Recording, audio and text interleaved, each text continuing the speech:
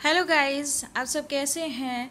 इस lecture series में हम डार्क एजेस के बारे में जानेंगे कि यूरोप में डार्क एजेस था क्या, और यूरोप में ही डार्क एजेस माना जाता है या हमारे इंडिया की बात नहीं हो रही है। ये बात सिर्फ यूरोप की ही हो रही है। ओके, ये कुछ फीचर्स मैंने लिखे हुए हैं डार्क एजेस के। Dark ages 5 century to 15 century है, और डार्क एजेस को मेडिवल पीरियड भी कह सकते हैं। काफ़ी ट्रेडिशनल टाइप की वहाँ पे थिंकिंग थी, मतलब कि जो भी परंपरा से चला आ रहा है, चर्च ने जो कह दिया वही, जो चर्च ने जो परंपरा बना दी वही वही लागू होगा। काफ़ी चर्च का दबदबा था यहाँ पे। किंग का भी उतना नहीं चलता था जितना चर्च का चलता था।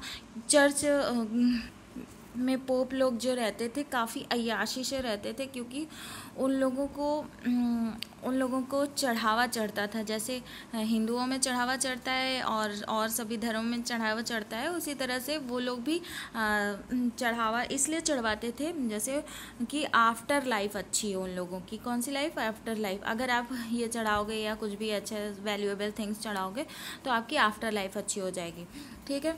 और इनवर्ड लुकिंग था, मतलब कि बाहर का कोई इन्वेंशन नहीं, कुछ भी नहीं, सब स्टॉप। बहुत काफ़ी ज़्यादा सामाजिक बुराइयां थीं, लोगों को उनके राइट्स नहीं मिलते थे, लोगों को बोलने तक का अधिकार नहीं था कि चर्च के अपोज में कुछ भी बोल सकें। इग्नोरेंस, मतलब चर्च जो है आम जनता के लिए रूल बनाता था और उनकी ज़रूरतों को ध्यान में नहीं रखता था, that is ignorance. Feudal structure था। फ्यूडल स्ट्रक्चर कैसे? मतलब कि क्लर्जी, नोबिलिटी, कॉमनर, ये तीन चीज़ है क्या। क्लर्जी वही जो प्रीस्ट होते थे, पोप मतलब हायर क्वालिटी के, और नोबिलिटी किंग आ जाते थे, और ये किंग से रिलेटेड जितने भी हैं वो आ जाते थे। कॉमनर में कॉमन पीपल आ जाते थे, और कुछ मर्चेंट वगैरह भी आते थे, ये कॉमनर हो जाते थे। ये क्लर्जी नोबिलिटी मिल के इन कॉमनर्स पे रूल किया करते, जबकि ये जो कॉमनर है इनकी पॉपुलेशन 98% थी। इवन तब भी इनके पास पावर, प्रिविलेजेस, स्टेटस कुछ भी नहीं था कॉमनर के पास। ये सारी चीज़ें यही तो स्टेट्स के लोग करते थे। और लैक्ड, कोई भी आइडिया नहीं था, मतलब लोगों के अंदर कोई भी नया तरह का आइडिया नहीं था। लोग कुछ नया नहीं सोच पाते थे, बस वही मतलब कि जो चर्च ने कह दिया वही, और कोई भी नया इनोवेशन टाइप का नहीं हुआ, कोई भी लिटरेसी वर्क नहीं हुआ, मतलब कोई भी साहित्यिक रचना कुछ भी लिखा भी नहीं गया।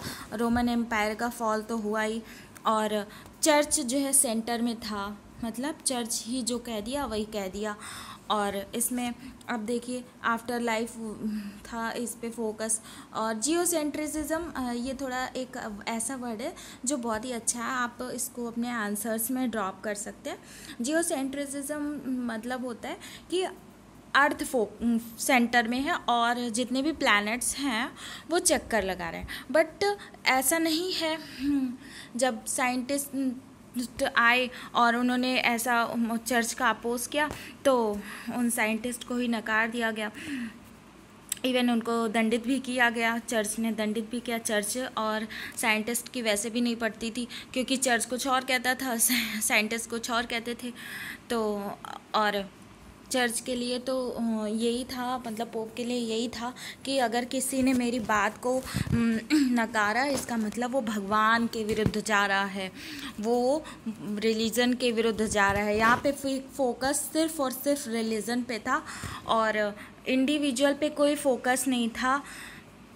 तो बस यही छोटा सा एक्सप्लेनेशन है। आपको समझ में आया है कि नहीं आया, आप कमेंट सेक्शन में कमेंट कर सकते हैं। और हाँ, अगर कुछ भी आपको ऐसा इम्प्रूवमेंट लगे तो आप मुझे प्लीज़ सजेस्ट कर सकते हैं।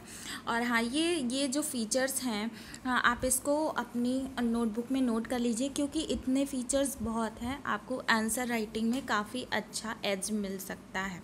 Okay, thank you, bye bye.